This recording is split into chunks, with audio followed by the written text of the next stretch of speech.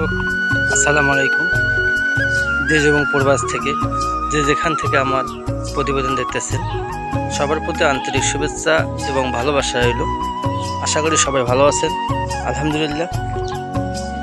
এটা বর্ষাকাল। এই বর্ষাকালে কিন্তু মৌসুম হচ্ছে ঘাস চাষের। যারা গরু ছাগল পালেন, গাড়ল ভেড়া পালেন, তারা অবশ্যই ঘাস চাষ করবেন। ঘাস চাষে আপনার খরচ কম, লাভ বেশি। আমি মোহাম্মদ জামিল হোসেন, আমার চ্যানেল সাফল্য বৈচিত্র্য টিভি।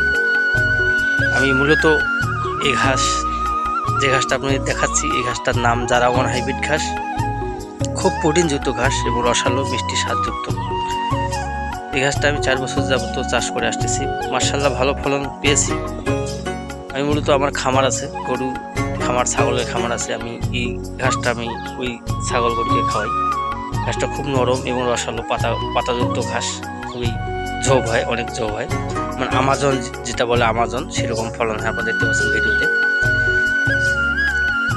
এই ঘাসটা আপনারা যদি কোনো ভাই চাষ করতে চান, তাহলে আমার সাথে যোগাযোগ করবেন। আমার কাছে পরিপক্ক ভালো মানের গজাশি করে কাটিং আছে।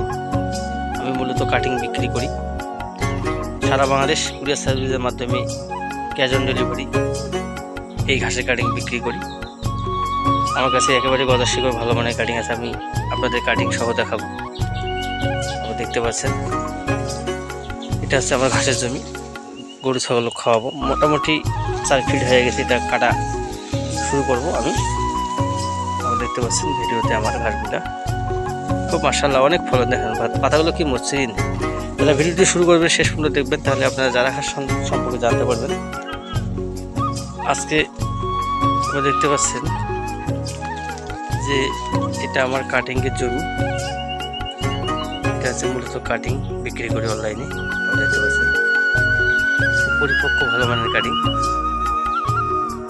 প্রতিটা কাটিং পরিপক্ক আছে আমার, মাশাআল্লাহ। এটা আমার কাটিংয়ের জমি। আপনারা দেখতে পাচ্ছেন ভিডিওতে। এটা আমি কাটিং কেটে বিক্রি করছি। আপনারা দেখতে পাচ্ছেন কাটিং কাটার পর আবার নতুন করে গজাইছে। মাশাআল্লাহ অনেক ভালো ফলন হয়েছে। কোনো খামারি ভাইয়ের কাটিংয়ের প্রয়োজন হলে স্ক্রিনে দেওয়া নাম্বারে যোগাযোগ করবেন। আপনারা দেখতে পাচ্ছেন। তাহলে ভিডিও শুরু করবেন, শেষ পর্যন্ত দেখবেন। যদি ভিডিওটি ভালো লাগে অবশ্যই সাবস্ক্রাইব করবেন, লাইক করবেন, কমেন্ট করবেন। আপনাদের সুস্বাস্থ্য কামনা করে এখানে শেষ করলাম। আসসালামু আলাইকুম।